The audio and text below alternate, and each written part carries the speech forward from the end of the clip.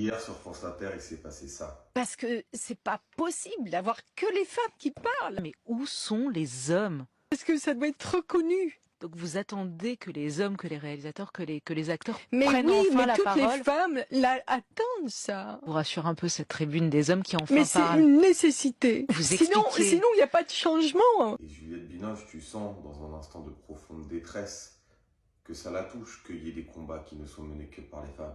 On ne peut pas lui donner tort. Il n'y a que les femmes qui se battent pour les femmes. Il n'y a aucun homme, ou très peu, en tout cas c'est ce qu'on constate sur les réseaux sociaux type TikTok ou Instagram ou ce que tu veux. Les hommes ne prennent pas la parole. Les hommes ne se battent que quand ça les concerne eux directement. Les hommes n'en ont rien à foutre quand ça les touche pas eux, dans leur propre intimité, dans leur propre personne, dans leur chair ou dans leurs droits.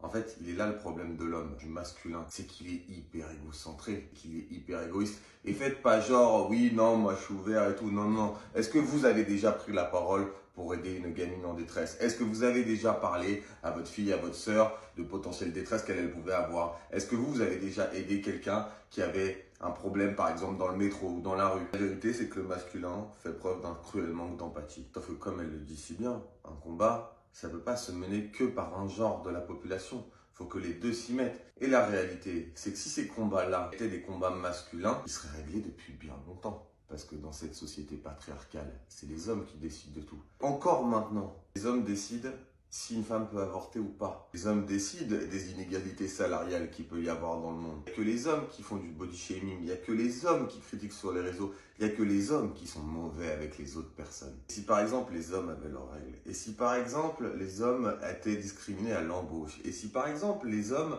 subissaient du harcèlement sexuel quotidien, et ben la contraception et les serviettes seraient déjà remboursées, et ben il y aurait plus de gens en prison.